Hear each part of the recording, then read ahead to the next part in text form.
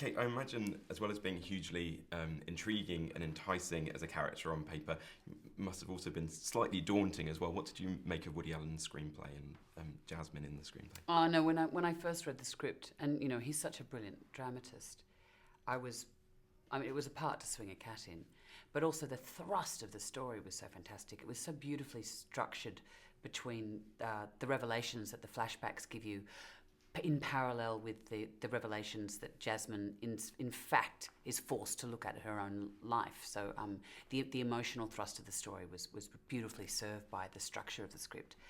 And I thought that Woody must have seen me play Blanche Dubois, because obviously there's clear parallels in the setup between Streetcar and Blue Jasmine. It doesn't pay off that way. But I thought when he called, I knew I was... Before I'd even read the script, I knew I was going to do it. And then, of course, you have to set about trying to find a way to live up to this great character that he'd created. And he said that he wished that he'd been born a great tragedian. And we see that a lot of tragedy, of course, but it's also very funny. How would you describe the tone of the film? I always think, even when you're playing Hedda Gabler, you have to find the absurdity and the ridiculousness in order to earn the right to get to the play's tragic end.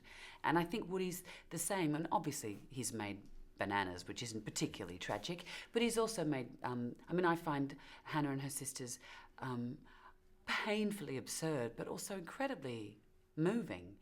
He said 3 weeks into making Blue Jasmine, this is a serious movie. But up until that point, I think all of us thought it can go either way.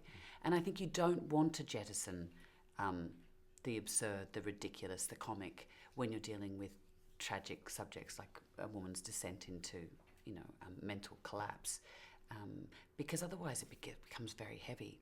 And his films are always, I think, consequently always so buoyant. And what about the dynamics between the sisters? How interesting did you find that? They couldn't really be more different, could they, in their approaches to life in some ways? Yes. I mean, he'd created a situation where you have two adopted sisters, and that's not really made a lot of in the film. But, if you look at the silhouette of Jasmine and the silhouette of Ginger, sounds a bit like a Thai curry, and then you've got Chili, her boyfriend. Then that's ripe for comedy. Just there, the two of them. How did those two women end up so different, but in being brought up in the same environment? But I think they've got equal predispositions to being fantasists. And Jasmine says at one point in the film that people should be judged on things like personality and humour, but it's not really the way that we see her maybe judging herself and others, is it really?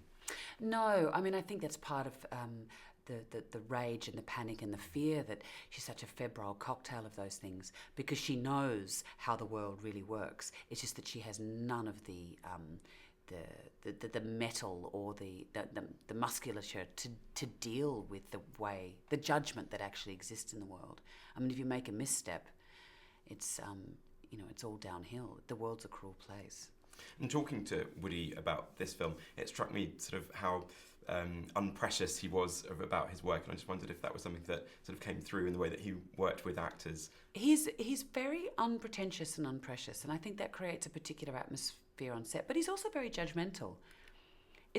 I guess that comes from his history as doing stand-up, is that it's either funny or it's not. It's either moving or it's not. It either is alive or it's dead. And he's quite black and white. And so he's quite brutal in his feedback.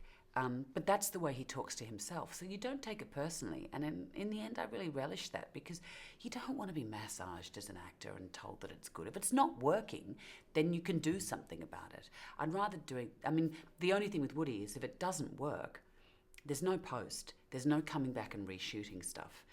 And he doesn't like to do a lot of takes. So I think it creates a very particular anxiety and switched on quality to all the actors on set, because you're only going to get a couple of goes at it, and that you'll be the guys with the egg on your face. And I know he is definitely not someone that reads reviews, and I asked him who his trusted circle was, and the first person he said was himself as well, which I thought was quite interesting, and obviously charmed with what you were saying, and Diane Keaton he mentioned as well. Who is in your sort of inner circle when it comes to trusting their opinion on your work? Yes, and you do learn very quickly you don't cast the net too widely, because everyone will give you an opinion, but it's based on their own agenda. And look, you've got to know, whatever you do, whether it's making a work of sculpture or being on stage or making a film, you're not going to please everybody. So obviously my husband, I mean, we're long-time collaborators, but I also, my 11-year-old son, yeah, and also my agent, she's great. She'll tell me how it is. Her silence is very eloquent. Cate Blanchett, thanks very much. Thank you.